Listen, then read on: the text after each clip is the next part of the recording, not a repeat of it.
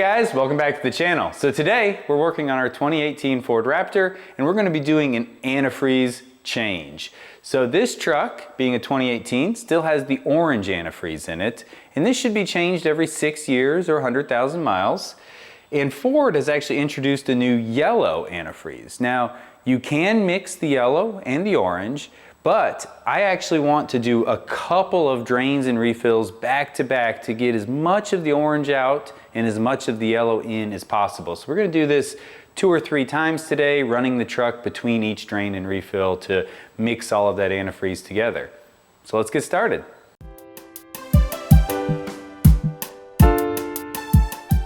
All right, so the truck is nice and cool. First step is to remove this cap. So we'll go ahead and unscrew this. And then we'll head underneath the truck to drain. So here we are under the driver's side of the truck. There's a drain right here. So this knob in red, we just need to twist this to drain the radiator. And I've also placed a tube over this spout pointed towards the front of the truck because that's where the antifreeze will actually come out.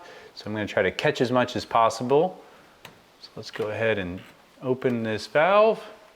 And there we go. See, the antifreeze is starting to run. So now all we have to do is let it drain.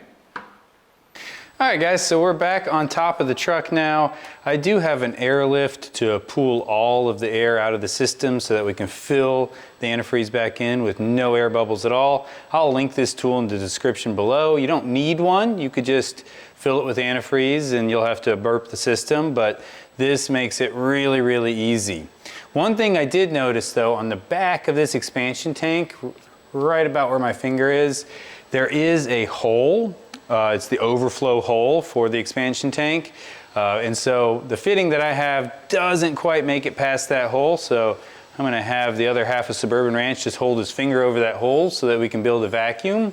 We're shooting for about 25 on the gauge here.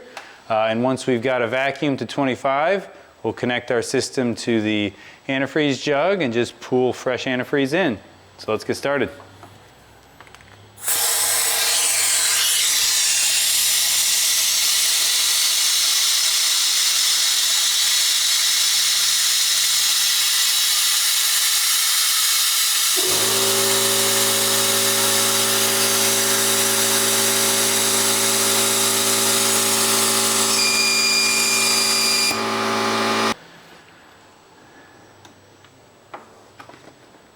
Okay. There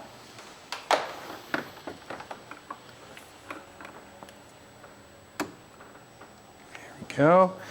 And I've got the other end all the way down in the bottom of my jug.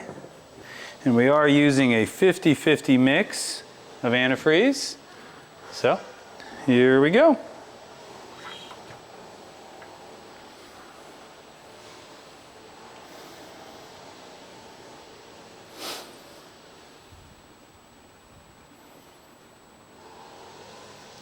Okay, so we sucked in, we had about 3/4 of a gallon in that jug. I'm going to switch over to the second jug now.